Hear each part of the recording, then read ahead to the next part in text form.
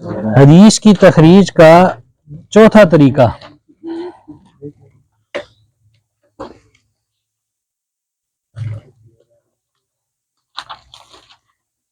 التخریج بموضوع الحدیث، حدیث کے موضوع کے اعتبار سے، حدیث کے موضوع کے اعتبار سے حدیث کی تخریج۔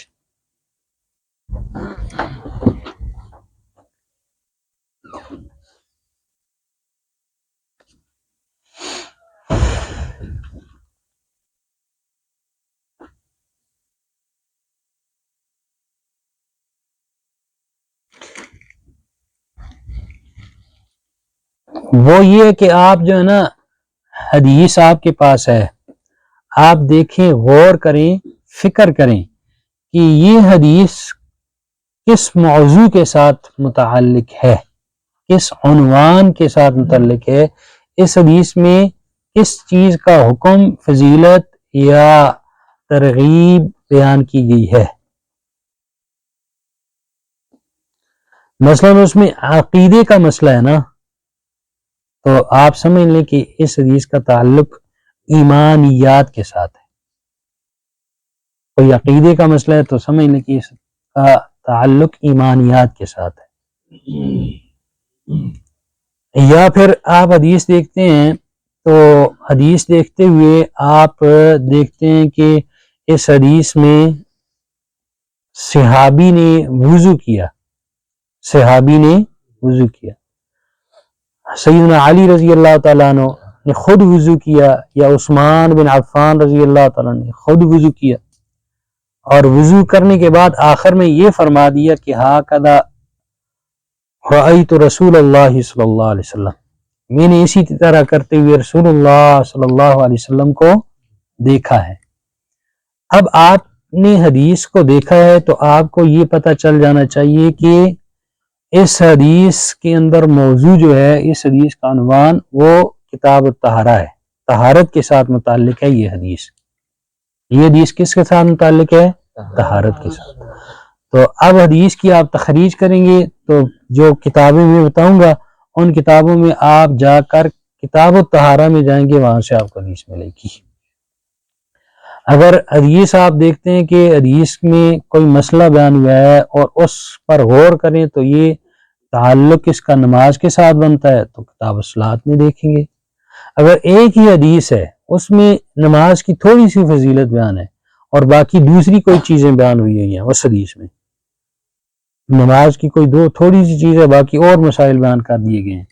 ایک حدیث کا موضوع، ایک حدیث کا عنوان، جب آپ حدیث پر غور کرتے ہیں، حدیث کو دیکھتے ہیں، فکر کرتے ہیں تو آپ کے ذہن میں یہ بھی آ جاتا ہے کہ ہو سکتا ہے اس میں نماز کا بھی ذکر ہے، فلاں بھی موضوع اس میں ذکر ہے، فلاں بھی موضوع ذکر ہے، تو پھر آپ اس حدیث کو اگر کتاب الصلاۃ میں جاتے ہیں نا، جو کتب بتائی جائیں گے آپ، تو وہاں پر نہیں ملتی، تو پھر آپ کے ذہن میں ہونا چاہیے کہ اس حدیث کا تعلق تو فلاں چیز کے ساتھ بھی ہے، تو وہ باب آپ کھول لیں گے اور اس باب میں جائیں گے۔ لا تقبل صلاة بغیر من غلول، اب اس میں دو موضوع ہیں، بغیر طہور، لا تقبل صلاۃ، نماز قبول نہیں ہوتی، کتاب و طہارت میں بھی ہو سکتی ہے یہ حدیث، اور صدقے زکوٰۃ میں بھی ہو سکتی ہے۔ یعنی اس طرح کافی ساری ایسی احادیث ہیں، بندہ بعض اوقات پریشان ہو جاتا ہے، یہ کہ ہمیں تو نماز، یہ تو میرے طریقہ پڑھا تھا موضوع حدیث، اور موضوع حدیث میں میں نے یہ بھی پڑھا ہے کہ المسند الجامع اس موضوع پر لکھی گئی ہے، یہ موضوع کے اعتبار سے لکھی گئی ہے، تو اس میں مجھے حدیث نہیں مل رہی۔ وہ حدیث اس میں ہوتی ہے اگر وہ اس کی شرط پر ہے۔ جو مسند الجامع بشار عواد نے جو یہ کتاب جمع کی ہے، ترتیب اس کو دیا ہے فقہی اعتبار سے، اور پھر جن کتابوں کے متعلق اس نے کہا نا کہ فلاں فلاں کتاب کی احادیث میں نے اس کتاب میں لکھ دی ہے، تو وہ اس میں ضرور بھی ضرور ہوگی، لیکن یہ ہے کہ آپ اس میں غور کریں گے، فکر کریں گے، اس حدیث کا تعلق صلاۃ کے ساتھ بھی ہے، طہارت کے ساتھ بھی ہے، صدقے کے ساتھ بھی ہے، تو مختلف باب آپ کو کھولنے پڑیں گے۔ اس کے متعلق جو ہے کون کون سی کتابیں لکھی گئی ہیں؟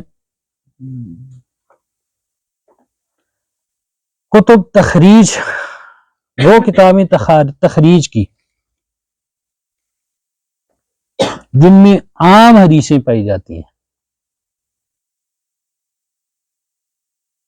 جن میں عام حدیثیں پائی جاتی ہیں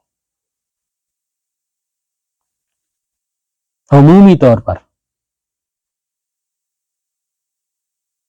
مثلا جس طرح کی عام حدیثیں پائی جاتی ہیں جن میں مثلا ایک کنز العمال ہے، ایک کتاب کنز العمال، اس میں عام احادیث ہیں. اور وہ عام کون سی حدیثیں؟ وہ جو علامہ سیوطی نے الجامع الصغیر میں جن کتابوں کی تخریج کی ہے، جن کتابوں سے حدیث لکھی ہے نا، وہ ساری کی ساری اس میں موجود ہیں. اور جمع الجوامع وہ ساری کی ساری اس میں موجود ہیں. جی، جمع الجوامع کی ساری کتاب حدیثیں اور الجامع الصغیر کی ساری. پھر اس کے بعد علامہ ہندی نے کنز العمال میں ان ساری حدیثوں کو جمع کر کے ایک جگہ پر پھر ان کے موضوع کے اعتبار سے ان احادیث کو الگ الگ کر دیا ہے. ان میں سے جتنی بھی حدیثیں صلاۃ کے متعلق تھی نا، تو عنوان قائم کیا ہے کتاب الصلاۃ، تو کتاب الصلاۃ میں ساری حدیثیں لے کر آئیں. اس کے بعد جو ہے نا کتاب الزکوٰۃ، کتاب الزکوٰۃ میں ساری حدیثیں لے کر آئیں. یعنی ان کتابوں کی عمومی طور پر تھی حدیثیں، ان سب کو انہوں نے موضوع کے اعتبار سے کنز العمال میں کر دیا ہے. کنز العمال کی انشاءاللہ وضاحت بعد میں کریں گے کہ یہ کس طرح اس کی کتاب ہے، کس طریقے سے اسے حدیث نکالی جاتی ہے انشاءاللہ. یعنی اس طریقے پر آپ کو یہ کتاب آپ کو لیے ایسی کس قسم کی کتابیں آپ کو مفید، آپ کے لیے مبد اور معاون ثابت ہوں گی. دوسرے نمبر پر کتب و تخریج کی وہ کتابیں جن میں معین احادیث ہیں، معین احادیث، معین کتب کی احادیث، معین کتب کی احادیث کی تخریج کی گئی ہے.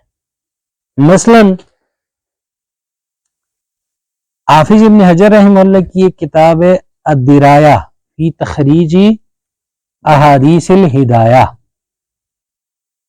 اب آپ الدرایہ میں جو ہے نا، الدرایہ میں آپ کو صرف وہ حدیثیں، ان حدیثوں کی تخریج ملے گی کہ جو حدیثیں ہدایہ میں تھیں، یا جن کی طرف جو ہے نا ہدایہ والے نے کہا ہے کہ یہ کہاں نبی صلی اللہ علیہ وسلم کا فرمان ہے، لقولہ صلی اللہ علیہ وسلم. اس طرح کہہ دیتے ہیں نا صاحب ہدایہ، لقولہ، نبی صلی اللہ علیہ وسلم کے فرمان کی وجہ سے ہم یہ کہتے ہیں. اور پھر بعد میں جو ہے نا لقولہ کہہ کے آگے حدیث بھی لاتا ہے. اگر وہ کتب حدیث میں یا باسند کہیں موجود ہے تو درایہ میں حافظ ابن حجر رحمہ اللہ نے اس کی تخریج کر دی ہے. درایہ فی تخریج احادیث الہدایہ، یہ جو ہدایہ کے بعد نسخے ہیں نا اس کے نیچے بھی چھپے ہوئے ہیں. اور اسی طرح مثال کے طور پر کتب معین، تاریخ بغداد ہے، اس میں جتنی حدیثیں ہیں ایک بندے نے اس پر بھی کام کر کے اس کی حدیثیں ساری ایک جگہ پر لکھ دی ہیں. اس کی انشاءاللہ ہر ایک کی وضاحت آگے آئے گی انشاءاللہ، پڑھیں. اسی طرح وہ کتابیں جو جن کتابوں میں احکام کی حدیثیں ہیں،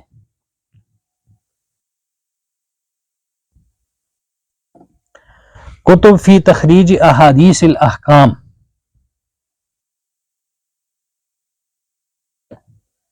فی احادیث الاحکام، احکام کے متعلق جو حدیثیں ہیں ان کے متعلق الگ سے کتابیں لکھ دی ہیں محدثین نے، علماء نے ان کی احادیث کی تخریج بتا دی ہے کہ یہ حدیث فلاں کتاب میں ہے، فلاں کتاب میں ہے. اس کی بھی نیچے بہت ساری کتابیں ہیں، وہ انشاءاللہ پھر ہر ایک کی وضاحت کریں گے انشاءاللہ آہستہ آہستہ.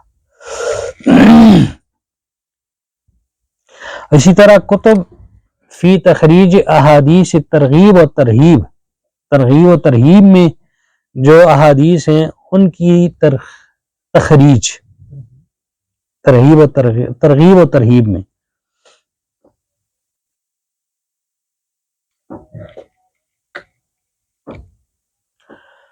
اور اسی طرح وہ کتابیں فی تخریج احادیث تفسیر، احادیث التفسیر، اور اسی طرح وہ کتابیں جو فی تخریج احادیث السیرت والشمائل،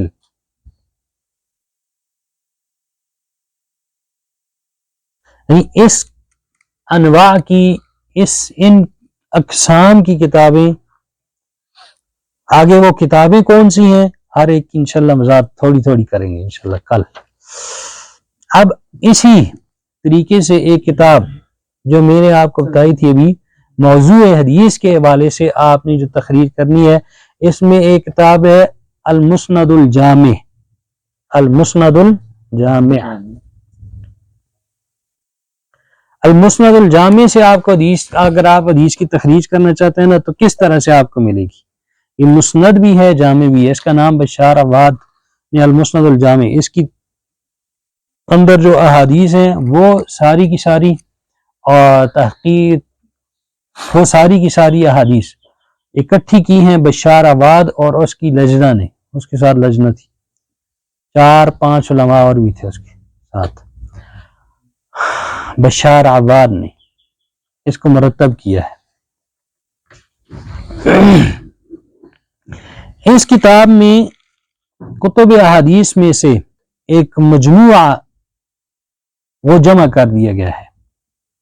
اس کتاب میں کتب احادیث میں سے ایک مجموعہ احادیث کا وہ جمع کر دیا گیا ہے.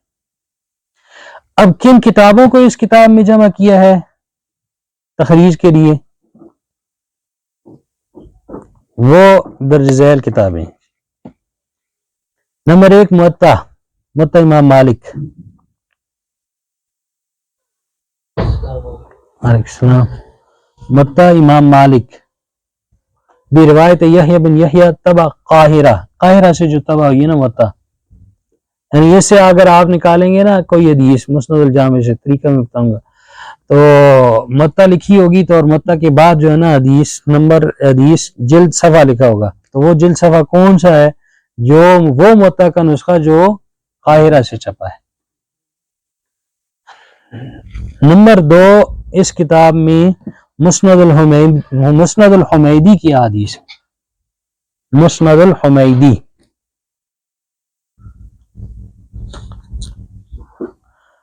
یہ طبع عالم الکتب سے طبع ہوئی ہے، بیروت سے.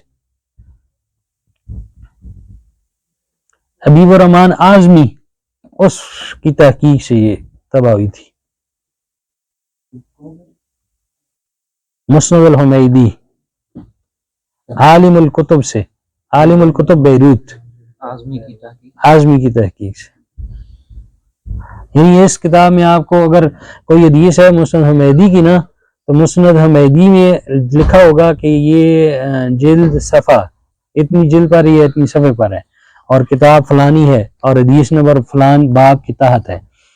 تو آپ نے نسخہ کون سا دیکھنا ہے؟ اعظمی والا، ورمان اعظمی والا، جو غلطیوں سے بھرا ہوا نسخہ ہے، بہت زیادہ غلطی. اس میں تحریف بھی ہے، اس نے بہت زیادہ تعریف بھی کی ہے، تحریف بہت زیادہ کی.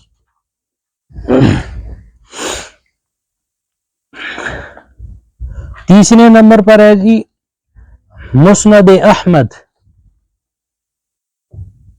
مسند احمد یہ بھی طبع قاہرہ سے ہی ہے. مسند احمد جی. نمبر 4 مسند عبد بن حمید. مسند عبد بن حمید دار الکتب الظاہریہ دمشق سے چھپی ہے.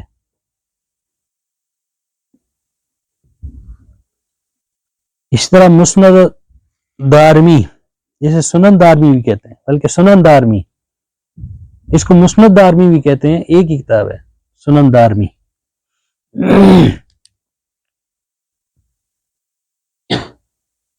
یہ بھی قاہرہ سے ہی طبع ہوئی ہے. اسی کی نسخے وہی نسخہ ہے ادھر. اور الجامع الصحیح امام بخاری کی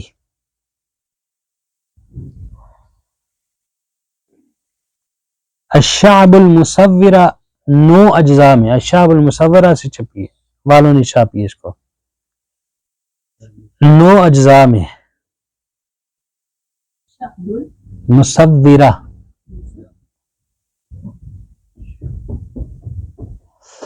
الادب المفرد امام بخاری کی، ادب المفرد قاہرہ سے جو طبع ہوئی ہے.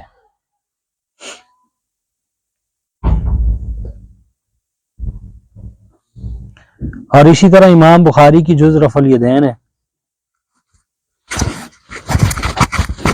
اور اسی طرح امام بخاری کی جز القراءۃ خلف الامام.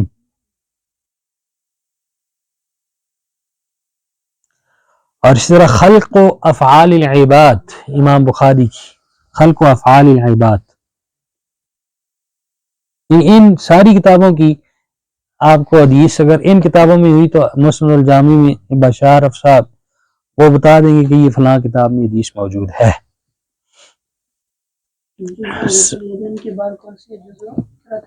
ہاں جی، خلف الامام جز القراءۃ خلق و افعال العباد. اور پھر مسلم، صحیح مسلم استنبول سے جو طبع ہوئی ہے. اور سنن ابی داؤد دار و احیاء السنہ. اور سنن ابن ماجہ احیاء التراث قاہرہ سے.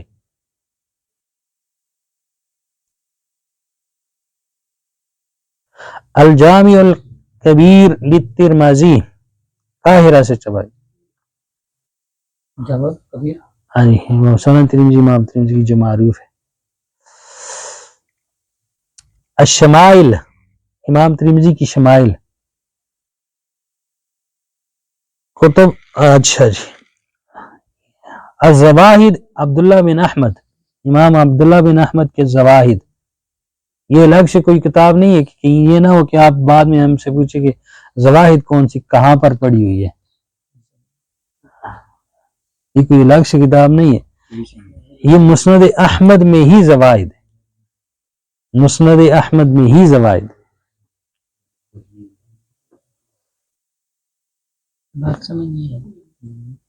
مسند احمد ہی میں زواہد ہے. سنن نسائی طبع مصریہ بالازہر. عمل الیام واللیلہ امام نسائی کی. فضائل القرآن امام نسائی کی، فضائل القرآن امام نسائی کی. یہ السنن الکبریٰ کے اندر فضائل القرآن ہے. اچھا،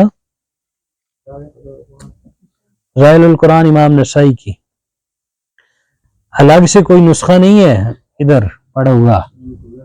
سنن الکبریٰ نسائی، سنن الکبریٰ نسائی میں ہے جی. عمل الیوم واللیلہ تو الگ سے کتاب ہے نا، وہ تو چھپی. سنن الکبریٰ پوری نہیں، فضائل قرآن لے کر ہے.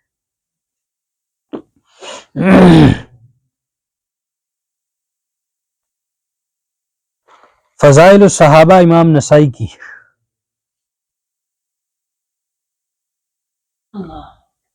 امام سید ابن خزیمہ امام ابن خزیمہ رحمہ اللہ کی.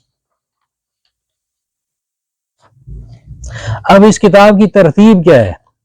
المسند بھی ہے، الجامع بھی ہے. یہ تو میں نے بتایا نا کتاب میں امام نسائی کی. اس کتاب میں یہ مسند بھی ہے اس کا نام اور جامع بھی ہے. اس کتاب میں آپ کو کیسے پتہ چلے گا کہ یہ حدیث ہم نے کیسے نکالنی ہے؟ اس کے لیے ضروری ہے کہ آپ کو یہ پتہ ہو کہ یہ صحابی بلا فلاں صحابی اس حدیث کو بیان کرنے والا ہے، اس حدیث کو فلاں صحابی بیان کر رہا ہے. متن معلوم ہو یا نہ ہو لیکن یہ پتہ ہو کہ فلاں صحابی اس حدیث کو بیان کرتا ہے. اگر متن بھی معلوم ہے، موضوع بھی معلوم ہے، تو پھر آپ نے یہ کرنا ہے کہ اس صحابی کی مسند نکالیں گے، اس صحابی کی مسند نکالیں گے۔ مسند، اس صحابی کی مسند نکالنے کے بعد ہر جلد کے آخر میں فہرست دی ہوئی ہے، ہر جلد کے آخر میں فہرست دی ہوئی ہے، تو اس فہرست میں کتاب الطہارہ، کتاب الصلاۃ، کتاب الایمان، کتاب الحج، یہ جتنی بھی ہیں وہ ساری کتابیں ہیں۔ اس صحابی کی وہ مسند نکال کر آپ کے ذہن میں یہ بات تھی کہ اس حدیث کا تعلق صلاۃ کے ساتھ ہے، زکوٰۃ کے ساتھ ہے، نماز یا جس بھی موضوع کے ساتھ حدیث کا تعلق ہے، تو آپ وہ مسند نکال کے اس میں سے کتاب الصلاۃ کے ساتھ اگر حدیث کا تعلق ہے تو اس صحابی کی فہرست میں جو کتابیں کی فہرست دی ہے نا، اس کتاب میں جائیں گے، پھر آپ کو پیچھے آ کر وہاں سے حدیث مل جائے گی۔ ٹھیک ہے، یعنی اس میں بشار عواد نے صحابہ اکرام رضوان اللہ علیہم اجمعین کی مسانید کو حروف معجم سے مرتب کیا ہے، حروف حجاز سے مرتب کیا ہے، اور پھر اس طریقے سے آپ جو ہے نا ہر صحابی کی مسند میں جا کر اس کے آخر میں جائیں گے، اور اس کے پیچھے پھر کتاب الصلاۃ ہے تو کتاب الصلاۃ میں جائیں گے، تو کتاب الصلاۃ میں آپ کو حدیث مل جائے گی۔ اور اس کے لیے رموز وغیرہ نہیں ہے، وہ تخریج میں یہ بتا دیتے ہیں اخرجہ احمد فی صفحہ اور جلد بتا دیتے ہیں، اور اسی طرح جو ہے نا حدیث نمبر بھی بتا دیتے ہیں، اخرجہ ترمذی یہ حدیث نمبر اتنا ہے۔ جی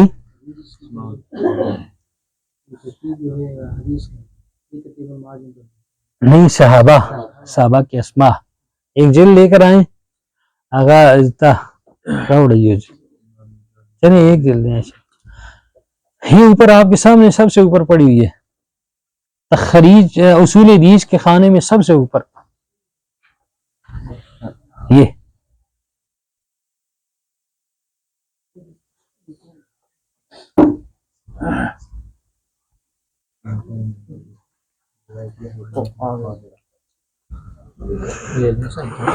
جی، یہ المسند الجامع ہے۔ صحابہ کی مسانید کو معجم کے اعتبار سے جمع کیا، پھر ہر صحابی کی جو روایات ہے وہ فقہی اعتبار سے جی۔ اب یہ دیکھیں نا، اس میں دو صحابی ہیں، اب یہ لحم اور انس بن مالک، اب یہ لحم انس بن مالک، اس کے درمیان میں جتنے صحابہ آئیں گے نا وہ اس جلد میں آپ کو مل جائیں گے۔ ٹھیک ہے، انس بن مالک کی حدیث ہے، کوئی بھی حدیث، اب آپ کو پتہ چل گیا کہ اس مسند میں فلاں صحابی کی حدیث ہے، اس مسند میں فلاں صحابی کی حدیث ہے، تو آپ اس طرح کریں گے کہ اس مسند میں کو کھولیں گے اور اس کے آخر میں یہ دی ہوئی ہے وہ فہرست، یہ فہرست دی ہوئی ہے۔ اب یہاں اب یہ لحم ابی عمارہ، ابی بن عمارہ المدنی اور ابی بن قعب الانصاری ہے، ان کی حدیثیں بھی ہیں، چونکہ ان کی ایک یا دو حدیثیں وہ سب سے پہلے لے کر ایک جگہ پر ہی لکھ دیا ہے، اور زیادہ حدیثیں ہیں نہیں تو ایک ہی جگہ پر لکھ دی ہیں۔ ابی بن قعب رضی اللہ تعالیٰ عنہ کی بہت ساری حدیثیں ہیں، اور یہ ان کا تعلق طہارت کے ساتھ بھی بہت ساری حدیثیں ہیں، ان کے ساتھ بھی ہے، صلاۃ کے ساتھ بھی، جنائز کے ساتھ بھی، یہ جتنی حدیثیں جو ہے نا ابی بن قعب رضی اللہ تعالیٰ نے بیان کی ہیں، جتنی حدیثیں ابی بن قعب رضی اللہ تعالیٰ نے جتنی حدیثیں بیان کی ہیں، ان اگر پھر آپ دیکھیں گے کہ یہ ابی بن قعب کی حدیث ہے جس کی میں نے تخریج کرنی ہے، آپ اس جلد میں جائیں گے، ابی بن قعب رضی اللہ تعالیٰ عنہ کی مسند دیکھیں گے، اور اس کے نیچے جو ہے نا یہ دی ہوئی ہے فقہی اعتبار سے ابواب اور عنوانات۔ پھر اگر اس کے ساتھ مثلا طب اور مرض کے ساتھ ہے، پھر طب اور مرض میں پیچھے جائیں گے کتاب الطب والمرض، وہاں سے آپ کو حدیث ملے گی۔ کہیں بھی آپ یہاں پر آئے ہیں نا، اب اس کی تخریج کر دی ہے، اخرجہ احمد جلد اتنی، صفحہ اتنا، اور دوسرے نمبر صفحہ اتنے بھی ہوئی ہے، اور دارمی میں حدیث نمبر دے دیا ہے، دارمی میں حدیث نمبر، اور آپ کو ابھی میں نے آپ کو بتا دیا کہ دارمی کہاں سے طبع ہوئی ہے، اس میں آپ جائیں گے تو اس سے آپ کو حدیث نمبر ملے گا۔ اور اسی طرح پھر آگے جو ہے نا مسلم کا بھی بتا دیا ہے، ابو داؤد کا بھی حدیث نمبر دیا ہوا ہے، اور ترمذی کا بھی، اور فی القبرہ نسائی صغریٰ بھی ہے اور کبریٰ بھی ہے، دونوں ہیں، دونوں بتا دیے۔ اور اس طرح بس آگے آخر تک پھر سند بھی بتا دیے خمسۃہم احمد و عثمان و سعید و زہیر و قتیبہ عن سفیان بن عیینہ. اس کا یہ بھی فائدہ ہوگا نیچے انہوں نے یہ بتا دیا کہ قال اخبرنا قتیبہ خمسۃہم یعنی احمد عثمان بن سعید الدارمی اور سعید زہیر یہ سارے اس راوی سے بیان کر رہے ہیں. اوپر سند کے متعلق بتا دیا. اس طریقے سے آپ کو حدیث مل جائے گی انشاءاللہ.